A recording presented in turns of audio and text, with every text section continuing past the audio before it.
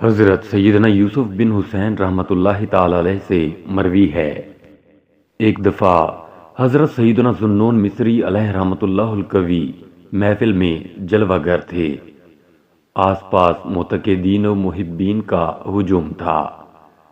اس بابرکت محفل میں اولیاء کرام رحمہم اللہ تعالی کا ذکر خیر ہو رہا تھا۔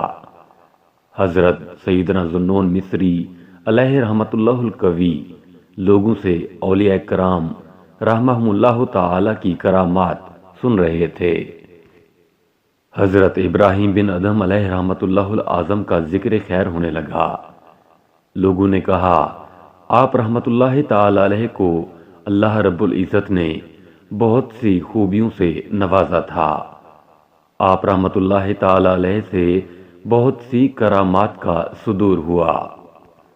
ایک مرتبہ آپ رحمۃ اللہ تعالی علیہ اپنے چند رفقا کے ساتھ کسی پہاڑ پر بیٹھے تھے کہ آپ رحمۃ اللہ تعالی علیہ کے ایک رفیق نے کہا، فلاں بزرگ کی بڑی شان ہے، وہ اپنے چراغ میں تیل کی بجائے پانی ڈالتے ہیں اور ان کا چراغ پانی سے جلتا ہے اور ساری رات جلتا رہتا ہے۔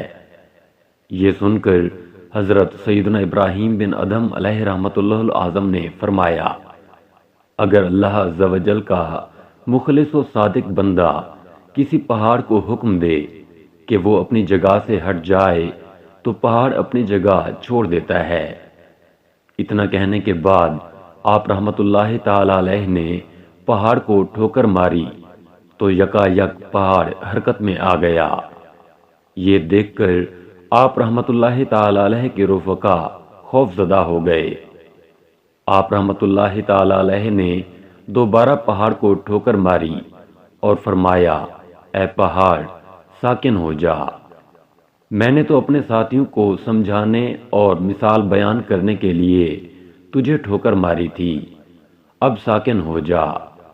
چنانچہ پہاڑ فوراً ساکن ہو گیا۔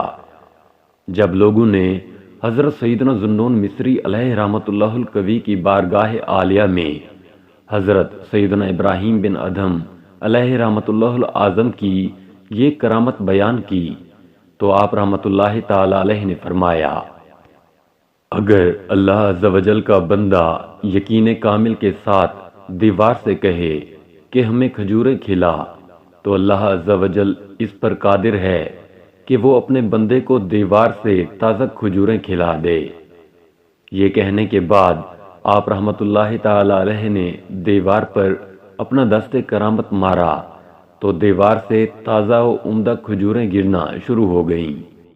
لوگوں نے آج پہلی مرتبہ ایسی کھجوریں کھائیں جو درخت سے نہیں بلکہ ایک ولی اللہ کی کرامت سے دیوار سے حاصل ہوئیں۔